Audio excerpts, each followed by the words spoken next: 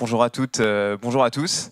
Je m'appelle Nicolas, je suis responsable du développement de Greenfib, une société qui est basée à Vannes et à Poitiers, donc pas que en Bretagne. Aujourd'hui, je suis ravi de vous présenter donc, Greenfib. On est une entreprise qui accompagne nos clients dans plusieurs secteurs à créer des objets qui soient impactants sur le plan écologique et économique. Et pour ça, on se base sur une nouvelle matière qui est 100% biosourcée, qui est sans concurrence avec l'alimentation humaine et animale, qui est très résistante et qui est recyclable en fin de vie. Tout d'abord, je vais vous présenter donc la matière Greenfib. C'est en fait une matière qui a été inventée par un opticien breveté en 2011, un opticien qui en avait marre de vendre des lunettes en acétate de cellulose, une matière qui vient de très loin, qui est souvent d'origine pétrosourcée, qui se recycle très mal en fin de vie. Et donc, il a breveté donc, Greenfib, qui est une matière 100% biosourcée, qui est composée en fait de ricin, d'huile de ricin, donc qu'on connaît déjà, de roseau ou de bois, et de talc ou de coquille d'huître. Donc si on va un petit peu plus loin dans la formulation, en fait on utilise un produit qui existe déjà comme base, qui s'appelle le Rilsan PA11, qui existe depuis 70 ans. C'est un dérivé de l'huile de ricin. Donc l'huile de ricin pousse sur des terres arides et semi-arides en Inde. Et donc Arkema, le fabricant de ce produit, accompagne les fermiers sur place pour pratiquer la rotation des cultures, utiliser moins d'eau, moins de pesticides. Le problème de ce produit, le Rilsan PA11, c'est que depuis 70 ans, il est toujours coupé avec du pétrole pour obtenir des performances mécaniques qui soient satisfaisantes. Alors nous, ce qu'on fait, c'est que finalement, on vient ajouter du végétal et du minéral pour renforcer ses propriétés mécaniques. On obtient une matière qui est super résistante mécaniquement, garantie 10 ans à lave-vaisselle et qui va même jusqu'à 960 degrés au fil incandescent dans tout ce qui est électronique, etc. C'est une matière qui s'injecte, qui s'extrude, qui s'usine, qui est fabriquée à Vannes et Poitiers et qui ne subit pas le contexte actuel logistique compliqué des appros parce qu'on n'est ni lié à la Chine ni lié au pétrole.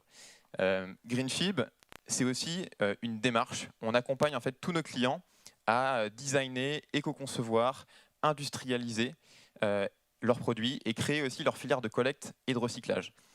On n'a pas d'usine, on n'a pas de bureau, on a juste un écosystème de personnes super qu'on rassemble au Théâtre Équestre de Bretagne et qui vont être moulistes pour fabriquer des moules, coloristes, experts éco-conception pour faire des ACV sur des produits. Et donc tous ces gens-là, finalement, et cette matière, permettent de fabriquer des produits dans l'alimentaire, la cosmétique, l'électronique, les stylos, les montres. Et un exemple concret qui vient de sortir, c'est les montures de lunettes OXO. Donc ça résonne avec le premier projet tout à l'heure. Elles viennent de sortir donc chez Écoutez Voir, dans 760 magasins partout en France, 40 000 montures de lunettes. Et donc, nous, on a accompagné ce client, au-delà de la matière, sur trouver un mouliste pour fabriquer les plaques qui sont ensuite usinées pour faire des lunettes, développer les couleurs, développer la filière de collecte et de recyclage. Chaque magasin est point de collecte pour le recyclage et nous ensuite on broie la matière et on peut la recycler, on peut recycler les montures de lunettes en fin de vie. Et nos clients utilisent aussi la marque Greenfib qu'on développe avec une agence de presse, des influenceurs, des médias, pour que même le client final soit au courant des ingrédients de Greenfib, des points de collecte, des lieux de fabrication. Et donc l'idée avec Greenfib, on dit souvent la matière la plus écolo, c'est celle qu'on ne consomme pas. C'est d'accompagner nos clients à créer des produits durables, qui durent le plus longtemps possible, et peut-être même qu'on pourra se transmettre de génération en génération si on fait bien notre boulot.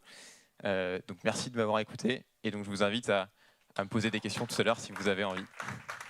Merci beaucoup. Alors, des questions? Oui.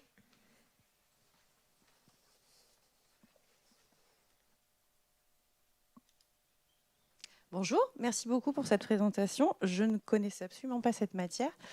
On est la société Sempac, on est une société qui fabrique des emballages, si possible éco-conçus, et on travaille depuis très longtemps sur des matières biosourcées, et celle-ci m'interpelle beaucoup. Je voulais savoir si, dans le cadre de films coextrudés, cette matière peut être transformée ou pas. Alors, super, c'est une bonne question. Aujourd'hui, Greenfib, c'est surtout de l'injection, des produits injectés ou de l'usinage. Les montures de lunettes sont usinées, par exemple. On est en train de faire des tests d'extrusion pour sortir des plaques et potentiellement du film avant la fin de l'année 2021. Donc, restez en veille sur nos réseaux parce qu'on ne manquera pas de communiquer si jamais les tests sont positifs.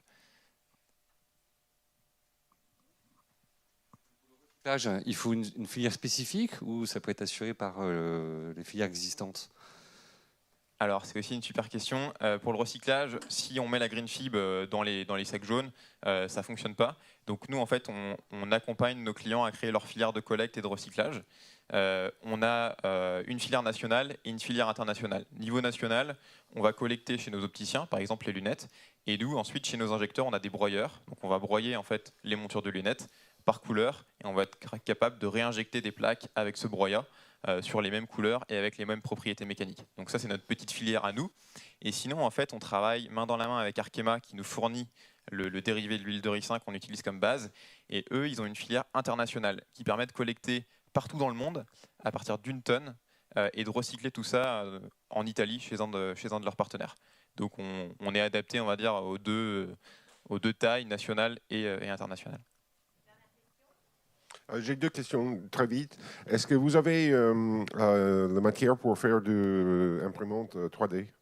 Et deuxième question, est-ce que ça serait possible de remplacer les sacs pour les boîtes de vin? Non, les boîtes de 5 litres que vous achetez. Les cubis? Les cubis, ouais. Non, je pense... Alors pour les cubis, je sais pas. Il faudrait qu'on puisse faire du soufflage. Je pense que c'est du soufflage les sacs, enfin la fabrication des cubis. Et la première question, excusez-moi, elle m'est sortie de la tête. C'était quoi? Ah oui, pardon. On a en effet des bobines d'impression pour filament 3D. Aujourd'hui, c'est un marché un peu de niche, c'est surtout sur du prototypage parce qu'on n'a pas du tout la même finition, la même esthétique que sur de l'injection. Sur l'injection, la matière est très belle, elle a une esthétique assez fibrée, on voit les fibres en fait, et c'est super sympa. Alors qu'en 3D, on voit plutôt les couches de filament 3D, et c'est moins sexy, quoi.